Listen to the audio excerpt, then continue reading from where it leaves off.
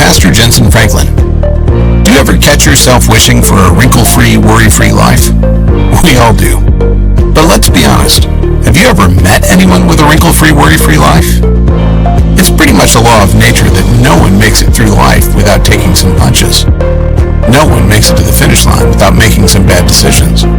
Sometimes we're tempted to believe that the dents and dings in our life disqualify us from being used by God.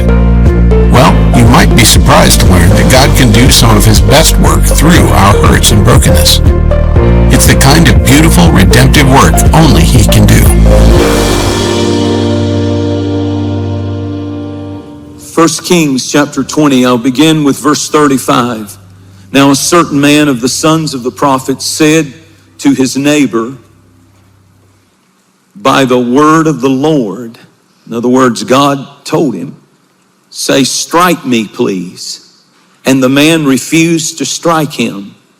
And he said to him, because you have not obeyed the voice of the Lord, surely as soon as you depart from me, a lion shall kill you. And as soon as he left him, which I would have never left him, he's my neighbor, I might as well move in here. This is a wild story. And as soon as he left him, a lion found him and killed him. Look at verse 37. And he found another man, the prophet, and said, strike me, please. So the man struck him.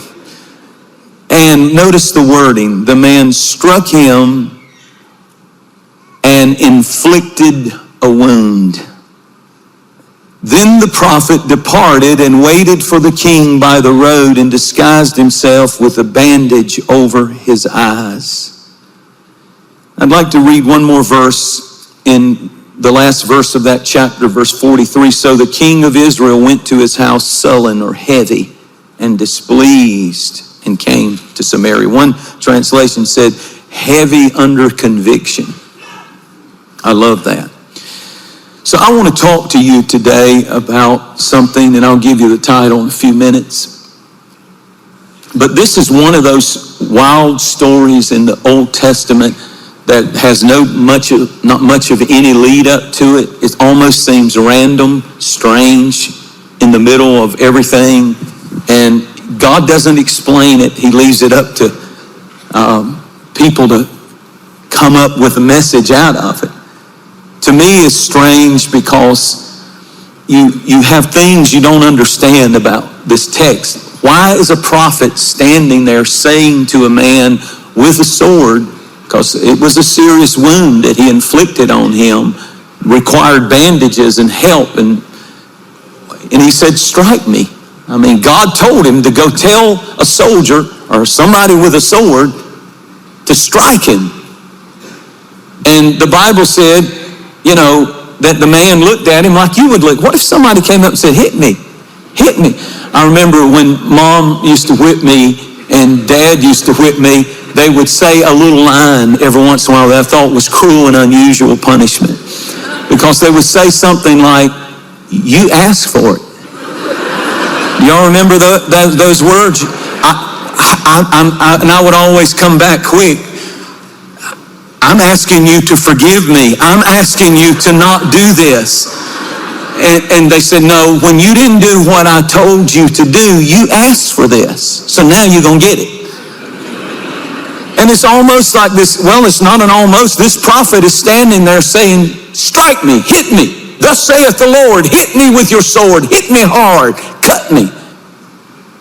And the first guy doesn't do it. I mean, it's just random. This whole story is in two or three verses. And then when he didn't do it, the guy turns around and says, then I just release a lion to kill you for not obeying what the Lord told you to do. And a lion came and killed him. And then while he's out there chewing on the guy, he goes to another man and he says, strike me. And I like this guy. He's like, where at? I don't care. I'm about to cut you bad. You have no idea.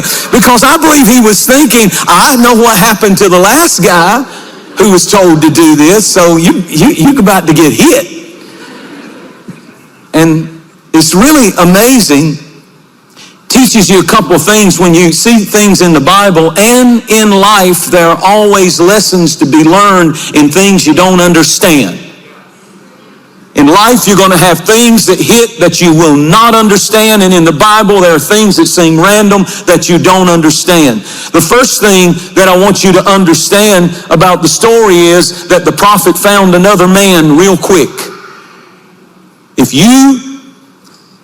you don't have an appetite for your call and your place and what God has told you to do, if you don't love what God has given you, and you don't love the family or the husband or the wife or the life that God has given you, if you don't take advantage of the opportunities and the open doors and the times when God says, I want you to do something for me, if you decide not to do it, please learn from this story, God always has somebody else he can raise up. He may have to get them off of drugs. He may have to pull them out from living under a bridge. But just when you think you're all that, and just when you think that you're so big and powerful and smart and talented, God says, if you don't learn to obey me, don't ever forget I've got another man always, or another woman always waiting in the wings, and I'm going to get my job done. I'd like to use you, but I don't have to use you. I can use somebody else. And it's all dependent upon, will you obey me? Even when you don't understand my instructions. And the man smote him, and notice the text, wounded him. He was visibly wounded. The prophet was bleeding, had to have bandages put on his body. And then he went from that place immediately and waited on a spot on the road, because God had told him the king of Israel, King Ahab, was coming in his chariot with his entourage down that road. And now that he had been wounded, now that he had been hurt, now that he had been attacked, now that he had bled, he has something about him that immediately felt, now I'm ready to go give the message to the most powerful man in the nation, because I am qualified.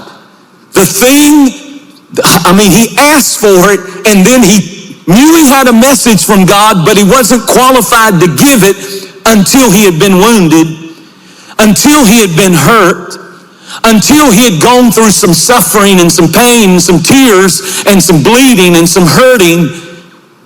He had the word, but he said, I'm not qualified, I'm not prepared, and I'm not positioned to give the king, because the king would have kept on riding if he hadn't had seen the prophet, and the one that had bandages all over him, bleeding. It caught his attention. He said, I'll listen to that man. So many times we think it's our talent that will bring us before great people. And certainly it helps. I'm not against it. Your education, all of that, we all need all we can get. But when it really comes down to it, what I've learned, and I'm a communicator, this is what I do for a living.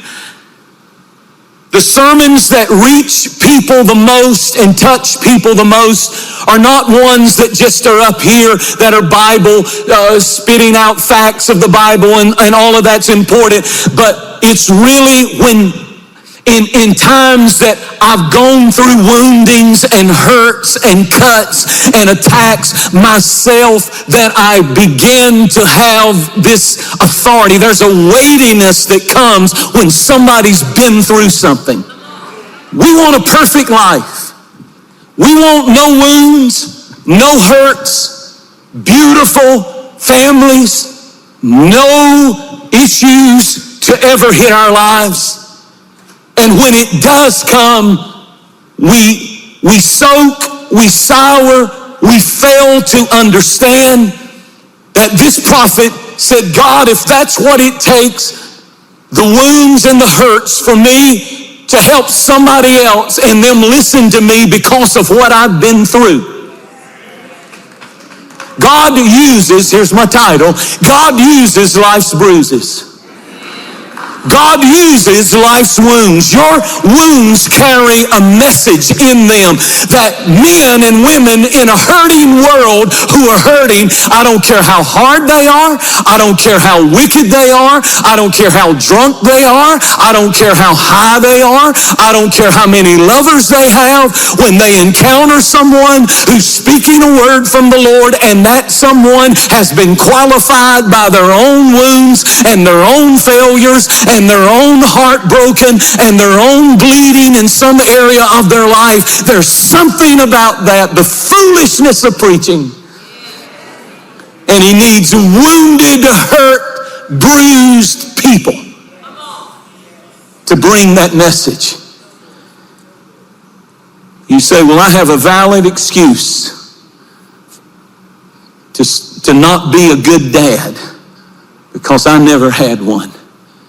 Well, you can look at it like that, or you can say, I've been wounded, and God can take my bruises and my wound and my cut because I didn't have a mother.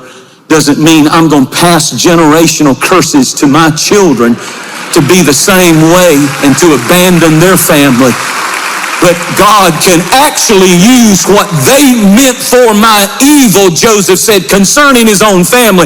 What they meant for my evil, God can use it for the good, and I can transfer blessing, and I can be an even more attentive mother or father because of what I've been through. The wounds can be used to heal and not destroy. Well, Pastor, you just don't understand how bad I've been hurt.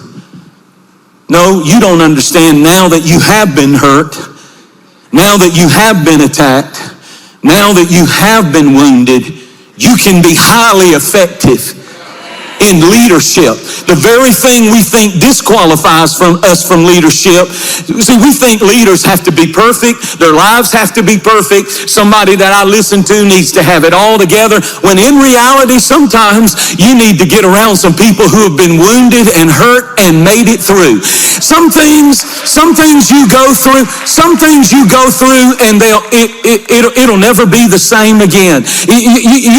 There's nothing you can do that can change it. And it's hard, but God says, I can use that wound, I can use that bruise, I can use that attack, I can use that divorce, I can use that if that disease had not come, and don't get me wrong, God doesn't send it. Read the story of Job. It's Satan that sends it. It's sin that sends it. It's the enemy that sends it. It's disobedience that sends it. But God, if he allows the wound, the hurt, the attack, the bloodshed to come to your life, to your family, the sword to hit you, it's only so he can give you more ability to communicate to somebody else that I went through it and I made it. The tragedy, the loss of a loved one, the early death of some relative. God says, I can use that wound to get my message across to powerful, hardened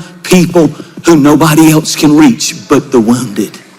Sometimes we think if we've been wounded, we can't lead. We think, sometimes we look at God's command and say, I really can't worship today with joy because I've had such a hellish week. I really can't lead. I really can't help others because I've been wounded and I've been hurt. I can't even lead myself. I'm so messed up, I can't even get myself out of this depression. How in the world can God use me? Because that's how he does. We've all been shot. Throw away your excuses. You say, I'm the only one that's shot. No, you're not. You're not the only one hurt. You're not the only one wounded. You know, children can wound you, and marriage can wound you, and family can wound you, and job situations can wound you, and business deals that go bad and devastate you can wound you, and addictions can wound you. Here's a big one. And friendly fire can wound you. People that you were so close and so tight with, and something happened, and now there is this terrible wound that doesn't ever seem to heal. But what I'm saying to you is, you may never get over it, but you will get through it if you will do what God tells you to do. And some of you say, well, I want him to take it away. Some scars will never go away. Some wounds will never go away. And it may never go away, but you will get through it and you will stand victorious, and you have a choice to make. You don't choose what sword comes at you. You don't choose what wound comes into your life. Some things just hit and you don't understand and never will, but you do choose your response. In 1 Chronicles chapter 2 and verse 16, there is a woman mentioned by the name of Zerah. And the reason she is mentioned is because she is David's daughter, David's sister. She is David's sister. And her name is Zerah. And the sons of Zerah were Abishai, Joab, and Asahel. Now keep that up there just a moment, because it's so important for you to understand. Because the scripture clearly tells us who this woman was. Her name was Zerah, which means in Hebrew, my wounds. My wounds. Now look at me, everybody. My wounds. And the reason that it's important is something happened according to they name people after events sometimes that happened in their life. For example, there's the story of Benoni, who was Rachel's son, and she was dying, giving birth, and she said, Benoni means child of my sorrow. And so she was dying, and as she was dying, she said, his name shall be called Benoni, which means sorrow. And the dad came over and said, no. As she was dying, he said, his name will not be called sorrow. His name will be called Benjamin, which means son of my right hand, from which is the lineage of the kings of Israel. Wow. In that moment, that dad could have named that child after the sorrow and the wounds of the mother, but he didn't do that. You remember when they lost the Ark of the Covenant, 2 Samuel chapter 6, and the Bible said the Philistines stole it, and then the father-in-law, Eli, the high priest, fell backwards when he heard the news and broke his neck, and that family went into crisis. And the Bible said there was a woman giving birth, and she named the child Ichabod because of the pain that they were experiencing in their generation. They decided to pass it in the name on to the next generation, and the name Ichabod means the glory has gone, the glory has departed, the glory has been taken out of this family. Well, here's the miracle of 1 Chronicles 2 and verse 16. Zerah's name means my wounds. They were visible wounds. Something that happened in her childhood. I don't know if she was burned. I don't know if she was injured. Something had happened that caused her to have horrible wounds. But something amazing happened through this woman, because her offspring did not receive a transfer of her issues into their life. I can prove this because when you look at who her three children were, it's amazing. And it tells you there is Joab. Joab became the 4-star commander general of the army of Israel under King David. The son of my wound became a 4-star general and led in battle every war that they fought under the greatest time that Israel ever had in the expansion of Israel. The second son was called Abishai. What did he do? Read in 2 Samuel 23. You don't have to go there, just read. 2 Samuel 23. The Bible said David was an old man. He was the only giant killer ever recorded to kill a giant in all the Bible. But one day when he got out on the battlefield as an old man, a giant that had 6 toes and 6 fingers, that's what your Bible said, hit him. He was the brother of Goliath, hit him, and he was coming after him because he had killed his brother, and had him down and was about to slay the psalmist of Israel, the king of Israel, David. And across the field comes the son of a wound. If she had transferred wounds and offense and hurt and self-pity and depression and fear and worry, he would have never ran. Nobody had ever seen anybody kill a giant but David. But when David was laying on the ground wounded and the king was about to take his head off, here comes the son of a wound running across there, Abishai. He fights the giant, gets between David and the giant, and slew the giant.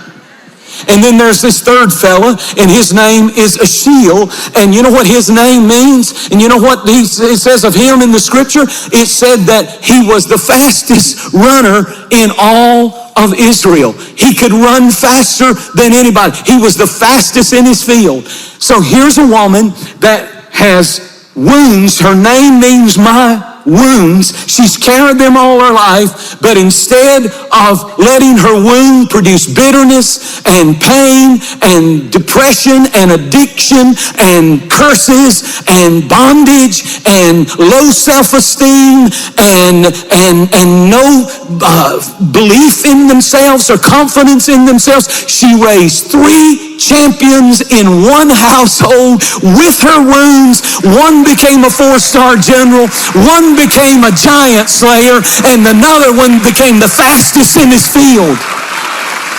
Don't tell me you can't do it. I know you've been wounded if you're a single mom or a single dad, but you can raise champions for Jesus Christ if you will believe that he can use life's bruise to bring about something good.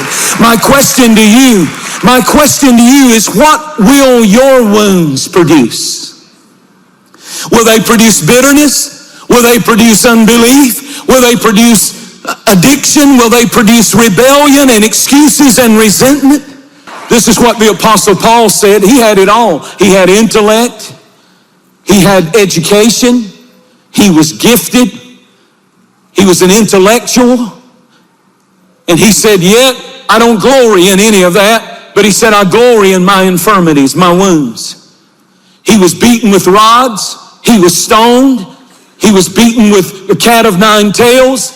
He was tied up. He was tortured. He was snake bitten. He was shipwrecked. He was stoned and left for dead. He was scarred up. He was wounded.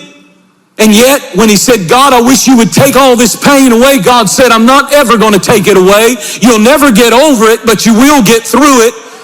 As a matter of fact, my grace is sufficient for you, and my strength will be made perfect through your wounds. I'll give you grace, even though you're going to take hit after hit. I really want God to use me. And I'm not going to be like that prophet in the Bible. I sure ain't going to go up and ask for it. Strike me, God, come on. I'm not going to get out in the next lightning storm and say, strike me and make me walk funny so I can preach good. That's not what I'm saying. I'm not volunteering for none of that. But since we're all in it, excuse me. Look over at somebody acting real sanctified right now and say, you got wounds. You just got your bandages on, but you got your wounds.